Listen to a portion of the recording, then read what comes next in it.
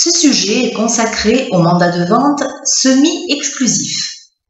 Tout d'abord, revoyons ensemble la définition de ce type de mandat. Le mandat de vente semi-exclusif est à mi-chemin entre le mandat de vente simple et le mandat de vente exclusif.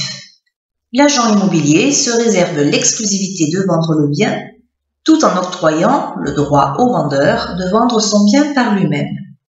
L'agent immobilier est donc le seul professionnel à pouvoir vendre le bien, tandis que le vendeur ne perd pas le droit de vendre sa maison de son côté.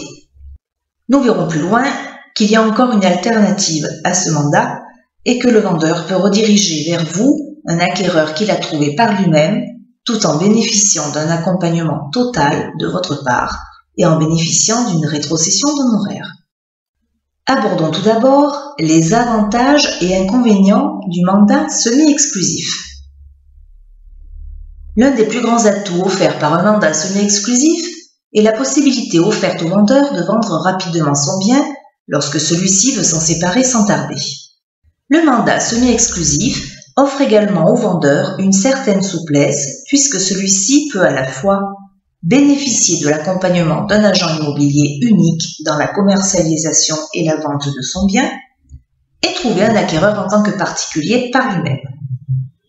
Expliquez à votre vendeur que votre accompagnement en tant qu'agent immobilier est idéal pour diffuser une annonce efficace et optimisée avec des photos professionnelles, filtrer les acquéreurs potentiels et vérifier leur sérieux, réaliser et maîtriser les visites et revisites, renforcer le dossier du vendeur au niveau des diagnostics immobiliers et autres documents obligatoires et nécessaires afin d'avoir tous les éléments à présenter à l'acquéreur, accompagner le vendeur lors de la négociation du prix et enfin lui garantir la légalité de la transaction.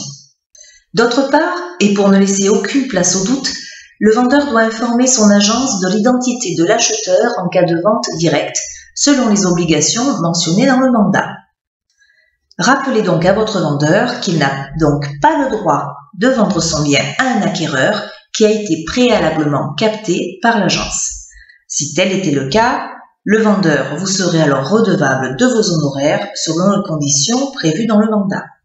Nous vous conseillons cependant, et ce dès le début de votre partenariat et entretien avec le vendeur, pour éviter toute déconvenue ou tout litige, de lui indiquer que s'il pense avoir trouvé un acquéreur par lui-même, il doit vous en informer avant d'envisager et d'engager toute démarche, car il n'est pas forcément sûr de l'intégrité de l'acquéreur, ce dernier ayant déjà pu avoir affaire avec vous auparavant. C'est d'ailleurs pourquoi, afin de prouver que vous avez été contacté en premier, qu'il est préférable que vous fassiez signer un bon de visite aux acquéreurs potentiels qui souhaitent visiter le bien. Au dos de ce bon de visite doit figurer l'interdiction faite à ce visiteur de traiter directement avec le particulier durant une certaine période. Habituellement, le délai moyen étant compris entre 12 et 15 mois. Cette condition peut toutefois frustrer et ne pas convenir à votre vendeur, qui préférerait alors opter pour un mandat simple. Faites donc preuve de psychologie et rassurez-le en lui expliquant que pour éviter tout problème et conserver une relation sereine entre vous, le mandat semi-exclusif propose une alternative intéressante qui consiste à ce que le vendeur, s'il a trouvé lui-même un acquéreur, le redirige vers le professionnel, donc vous-même, qui effectuerait à sa place toutes les formalités et le suivi du compromis de vente jusqu'à la signature de l'acte authentique. Vous effectuerez également la négociation, aspect que le propriétaire ne maîtrise pas forcément, moyennant quoi les honoraires pourront être réduits de 50% par exemple, ce pourcentage restant bien sûr à définir entre votre vendeur et vous-même. Pensez toujours à indiquer à votre vendeur, dans ses choix publicitaires, qu'il pense bien à intégrer le montant de vos honoraires dans le prix de vente qu'il va proposer. Bien sûr, il n'indiquera pas frais d'agence inclus ou pas inclus, mais dites-lui bien que son prix doit correspondre au vôtre. Expliquez-lui que son bien est visible par tous et ainsi il sera présenté au même prix, ce qui ne le dévalorisera pas aux yeux des acquéreurs qui seront par ailleurs bien moins tentés de négocier. Et si jamais il passait en direct par le vendeur pour acquérir son bien, dites bien à votre vendeur que ça lui laissera d'autant plus une marge de négociation plus importante. Abordons à présent la rédaction du mandat semi-exclusif. Nous vous rappelons que la rédaction du mandat est identique pour tous les types de mandats, que ce soit les informations précontractuelles et toutes les mentions obligatoires à stipuler. C'est ce que vous avez pu voir dans le thème « Rédaction du mandat de vente ». Toutefois, des mentions spécifiques au mandat semi-exclusif doivent apparaître. La loi Allure du 24 mars 2014 indique que le mandat exclusif ou semi-exclusif doit préciser les actions particulières auxquelles le mandataire s'engage ainsi que les modalités et périodicités de compte rendu au mandat. Vous inclurez donc une clause au niveau de la durée du mandat dans votre contrat. Vous indiquerez donc que le présent mandat est consenti et accepté avec semi-exclusivité pour une période irrévocable de 1 mois, 2 mois ou 3 mois à compter de ce jour. À l'issue de cette période, il sera reconduit avec exclusivité ou sans exclusivité, pour une durée de 12 mois au terme de laquelle il prendra fin. Pendant la période de reconduction, chacune des parties pourra unilatéralement résilier le présent mandat moyennant le respect d'un préavis de 15 jours après notification de la résiliation à l'autre partie par lettre recommandée avec accusé de réception.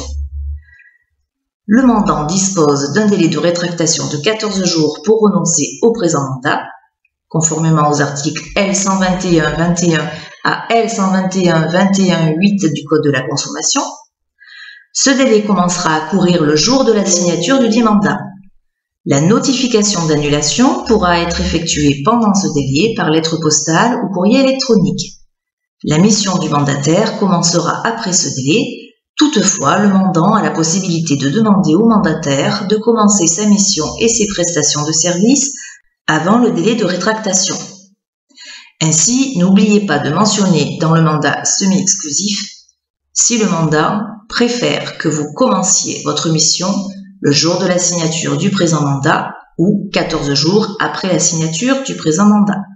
Vous devez également indiquer dans le mandat semi-exclusif une clause d'équité commerciale, indiquant « Le mandant conserve la faculté de rechercher un acquéreur par lui-même en contrepartie d'une communication ciblée sur les réseaux de sites Internet. Le mandant s'engage à ne plus mandater d'intermédiaire pendant la durée d'irrévocabilité du présent mandat à compter de ce jour. Il est précisé que les mandats préalablement signés par le mandant avec d'autres intermédiaires ne feront pas l'objet de dénonciation. Liste des précédents mandataires connus ce jour. Et là, vous devez indiquer donc les éventuelles autres agences auprès desquelles le vendeur s'est adressé.